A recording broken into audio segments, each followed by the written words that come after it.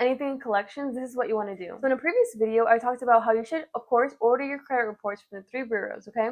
You can go to annualcreditreport.com and order them from there. After that, you should see if they have listed any old phone numbers, old addresses, or any names that you don't go by, or any misspellings. You want to get those out of there, right? You want to have a clean credit report when it comes to those details, right? If you comment down prompt down below, I'll send you a ChatGPT prompt. They can write your letter for you. So you can send the 3 letters to 3 different bureaus so they can fix any mistakes or any old things that are on there. So that's the very first step when it comes to increasing your credit score. And that's because you don't want to have any old addresses that are tied to any old debts, right? So the next step is to fund your emergency fund, okay? You want to have an emergency fund pretty much full of about $100 to $1,000 depending on the family size. And you also want to have a separate fund. So I left Ally because all you need is one savings and you can divide it out in different buckets. So you want emergency fund, and also the other fund will be to pay off any old debts that are on your credit report, either you aren't making payments on or you just want to kind of get rid of them. A couple $1,000s would be good, maybe 2, 3. So now moving on to the next step, you want to take each of those old debts, right?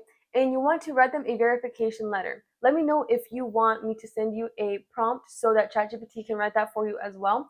But these verification letters are going to be sent to the actual creditor, right? The cool thing is that they don't respond in a certain amount of time, or if they can't verify it, they gotta take it off your credit report. So that's gonna help so much. However, if they do end up sending you back a verification letter within the time period, but the amount that they say you owe is different than what's being reported on the credit report, or if the dates don't match up, if there's anything that's incorrect or not the same, you can dispute that with the credit bureaus for discrepancies and potentially get it removed that way. You'd be so surprised how common it is to find mistakes on these guys. You still might owe the debt, but at least they don't have to report on it. So it's going to boost up your credit score regardless. So if something was on your credit report and it was a mistake, obviously you do not have to pay that. However, if it is your debt, but you're able to get it off your credit report, you still want to pay it, even if it's not right away. So when it comes time to pay them, I would suggest waiting until you have the lump sum, because then you can get a way better deal. If you're not ready for that, maybe it's not time to contact them.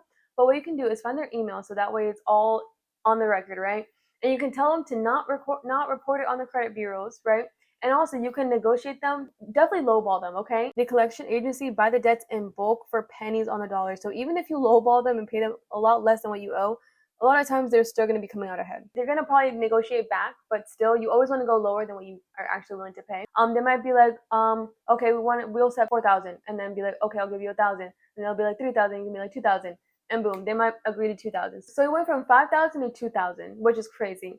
Now, something that it's so unfortunate that they do it like this, but let's say you go from 5,000 to 2,000, right? And you pay them the 2,000, you're good.